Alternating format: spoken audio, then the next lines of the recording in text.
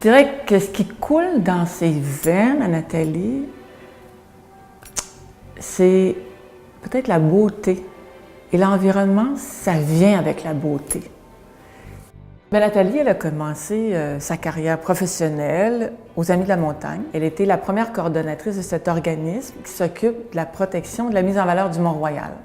Et pour moi, cette photo-là, ça représente tellement Nathalie. Parce que c'est à la fois ses racines, la montagne qu'on voit derrière, et l'ange avec ses ailes, c'est aussi la montagne pour Nathalie, ça lui a donné des ailes parce qu'elle est allée ailleurs, beaucoup plus loin après. C'est tout le Québec, et même au niveau international, que Nathalie s'est démarquée. J'ai eu la chance de voyager puis de voir et de parcourir toutes sortes de montagnes. Mais pour moi, la montagne avec un grand M, ça demeure le Mont-Royal. C'est un lieu de ressourcement, un lieu de découverte. Et dans le fond, je suis super heureuse de pouvoir dire que je suis une amie de la montagne. Je me suis rendu compte rapidement qu'il y a deux sortes de monde. Ceux qui jasent et ceux qui font. Nathalie fait. Nathalie a un sac à dos plein de grandes réalisations. Son sac à dos, d'ailleurs, commence à être assez lourd. Le Barachois est un exemple extraordinaire d'une belle réalisation, Nathalie. On en est tous fiers, tous heureux que ce bout du monde soit protégé pour toujours.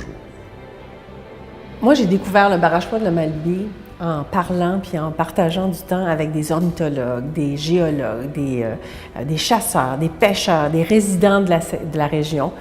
Puis c'est comme ça qu'on découvre finalement un milieu extraordinaire.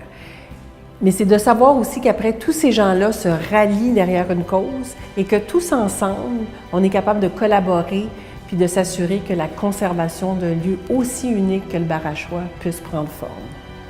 Dans ce là on se dit, ouf, elle est passionnée. En fait, elle sait ce qu'elle veut. La définition du mot passion passe par Nathalie. On voit que son contact, son regard, c'est toujours très, très intense. Puis je pense que c'est une passionnée rassembleuse, c'est-à-dire qu'elle est communicative, elle est capable vraiment de fédérer les gens autour de son projet. Donc je pense que ce qui la motive au-delà de la nature, c'est aussi cette passion-là pour l'être humain, pour les jeunes plus vieux, professionnels, citoyens. Je pense que ça prend cette qualité-là aussi pour pouvoir faire des projets comme elle mène, c'est-à-dire des projets où on a besoin de mobiliser plein d'acteurs pour aller cibler un projet de conservation plus précis. Alors ici, on aperçoit l'île aux Grues, qui est une île emblématique du fleuve Saint-Laurent, où d'ailleurs ici, c'est la réserve naturelle Jean-Paul Riopelle. Il y a eu sur cette île l'atelier de Jean-Paul Riopelle. Puis grâce au travail acharné de Nathalie, on a pu protéger la pointe, ici la pointe qui est en fait une forêt de plus de 300 ans où on retrouve 6 espèces vulnérables. Quand le maire de l'île aux Grues m'a dit « Enfin, on est de retour chez nous », c'était vraiment comme si on avait gagné le gros lot. Et une preuve que les gens s'étaient approprié ce lieu maintenant pour le futur. Ce qui motive Nathalie, c'est un peu la confiance dans le monde. Puis c'est pas juste une question de biologie, c'est pas juste une question de traiter, d'accord, mais c'est d'avoir confiance que ça fait un meilleur monde. C'est formidable comme mission. Et ça, c'est une très grande motivation parce que ça aide à poser des gestes qui sont là maintenant, mais qui nous amènent loin. Puis ça, c'est Nathalie. Bien, je pense parmi les innombrables, c'est un fleuve de réalisations. Et je dirais qu'une de ces réalisations que moi je peux voir personnellement pour en être le témoin, c'est pour Héritage Montréal. Elle nous a transformés, elle nous a amenés dans le 21e siècle, ce qui est quand même pas rien.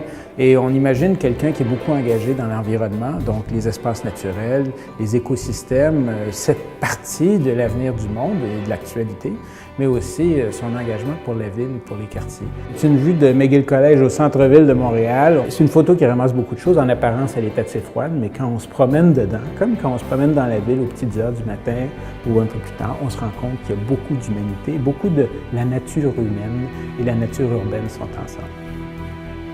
Pour moi, c'est super important de connaître où est-ce qu'on habite, où est-ce qu'on est, puis où est-ce qu'on vit. Alors, c'est sûr que mon passage à Héritage Montréal m'a permis d'approfondir cette connaissance de la ville, qui est Montréal, ou la grande région de Montréal qui me tient à cœur. Ça m'a aussi permis de travailler avec des gens d'exception, des gens de grand talent, mais ça m'a appris aussi à gérer une organisation. Elle nous a donné un sens de l'avenir qui était très important d'avoir quand elle est passée. Et c'est un legs. Vous savez, Héritage Montréal, le mot le dit, héritage est important. C'est quelque chose qu'on s'emploie maintenant à faire fructifier. Depuis de nombreuses années, Nathalie dessine, elle peint, elle regarde l'environnement, elle regarde les gens autour d'elle. C'est ce qui la rend unique comme gestionnaire. Elle va puiser dans sa créativité une façon d'aborder les problèmes, d'aborder les défis qui sont différents. C'est sûr que sa passion pour le dessin, pour les couleurs, tout ça l'éveille à différentes dimensions de l'environnement. Elle regarde la nature tout le temps, partout. Et si elle cligne des yeux, elle en voit dans sa tête.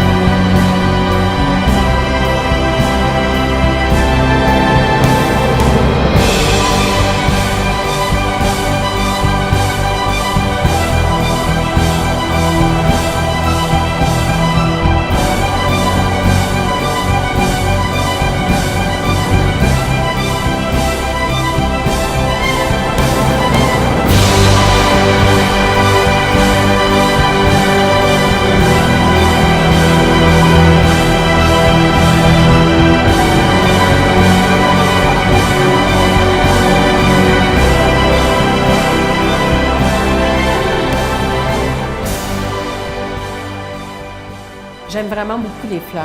C'est des touches de couleur dans une vie, dans la vie.